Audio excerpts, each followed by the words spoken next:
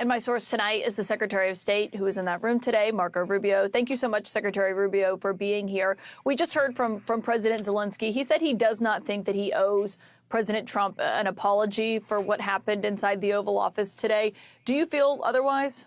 I do, because you guys don't see, you guys only saw the end. You saw what happened today. You don't see all the things that led up to this. So let me explain. The president's been very clear. He campaigned on this. He thinks this war should have never started. He believes, and I agree, that had he been president, it never would have happened.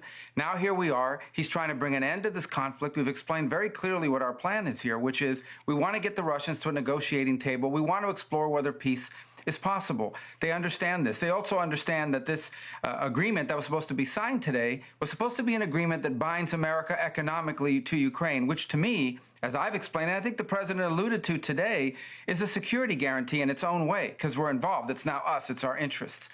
That was all explained. That was all understood. And nonetheless, for the last 10 days, in every engagement we've had with the Ukrainians, there's been complications in getting that point across, including the public statements that President Zelensky has made. But they insisted on coming to D.C. This agreement could have been signed 5 days ago, but they insisted on coming to Washington, and there was and should have been a very clear understanding. Don't come here and create a such scenario where you're going to start lecturing us about how diplomacy isn't going to work. President Zelensky took it in that direction, and it ended in a predictable outcome as a result. It's unfortunate. That wasn't supposed to be this way, but that's the path he chose. And I think, frankly, sends his country backwards in regards to achieving peace, which is what President Trump wants at the end of the day, is for this war to end. He's been as consistent as anyone can be about what his objective is here. But what specifically do you want to see President Zelensky apologize for? Well, apologize for turning this thing into the fiasco for him that it became. There was no need for him to go in there and become antagonistic. Look, this thing went off the rails. You were there, I believe. It went off the rails when he said, let me ask you a question to the vice president. What kind of diplomacy are you talking about?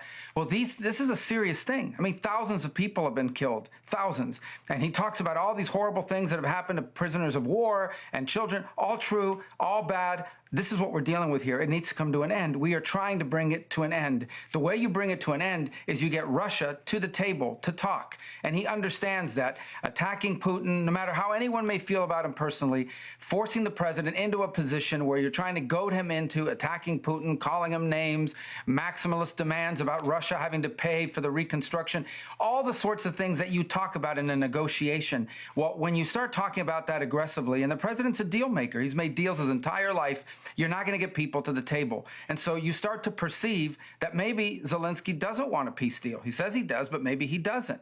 And that active, open undermining of efforts to bring about peace is deeply frustrating for everyone who's been involved in communications with them leading up to today. And I think he should apologize for wasting our time for a meeting that was going to end the way it did. You yourself have said previously that Putin cannot be trusted in negotiations. That was the point that President Zelensky was ultimately making during that conversation, is that there cannot be an agreement without security guarantees, because he was talking about all the ceasefire agreements before, or agreements that Putin has just blown past. I mean, do you still feel that way, that Putin cannot be trusted in these negotiations? Well, I was there yesterday when the president said in front of the media that our approach is going to be trust but verify. President Trump's made deals his entire life. He's not going to get suckered into some deal that's not a real deal. We all understand this. We understand it on our end for certain. And so the goal here is to get to a place we have to explore whether peace is possible. I've said this repeatedly. I don't know. I think it is, based on what they've said so far, but we have to explore that. How else is this war going to end? I ask people, what is the European plan to end this war? I can tell you what one foreign minister told me, and I'm not going to say who it was, but I can tell you what one of them told me, and that is that the war goes on for another year, and at that point, Russia will feel so weakened that they'll beg for a peace. That's another year of killing, another year of dying, another year of destruction, and by the way, not a very realistic plan in my point of view. So if there's a chance at peace, even if it's a 1% chance, that needs to be explored, and that's what President Trump is trying to do here. President Trump said just when he was leaving the White House after that meeting that he doesn't think President Zelensky wants peace. But isn't that why the Ukrainian leader was in the Oval Office for that meeting today?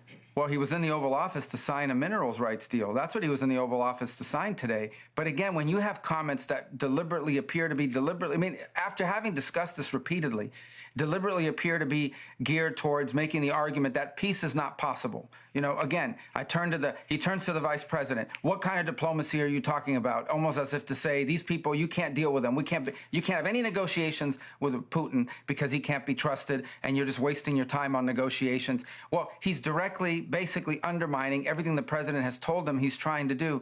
Look, there's no need for that. You start to suspect, does he really want an end to this war? Does he just think that, you know, we have to do whatever he says and give him anything he wants without any end game? That was the Biden strategy.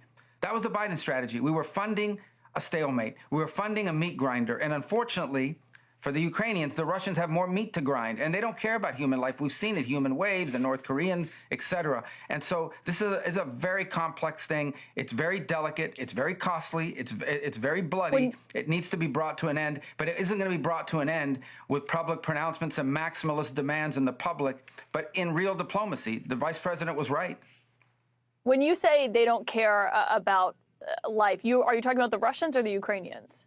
Well, the Russians, I mean, they're conscripting by the hundreds of thousands. They brought in North Korean troops that were slaughtered in Kursk, and they keep going because they got more people. That's the other fact. Look, and it's, you know, again, we go back to the same point. I'm not going to fall into this trap of the who's bad and who's evil. People can make those conclusions. People have seen how this narrative has played out and where we are today and how this all started and so forth. The point now is it has to end. And the way it ends is you get people to a negotiating table. And the president, who's the ultimate deal maker, knows you don't get people to a negotiating table when you're calling them names and you're accusing them of things, because at the end of the day, this is not a political campaign. Okay? This is high-stakes international diplomacy and an effort to bring about an end to a very, very dangerous war.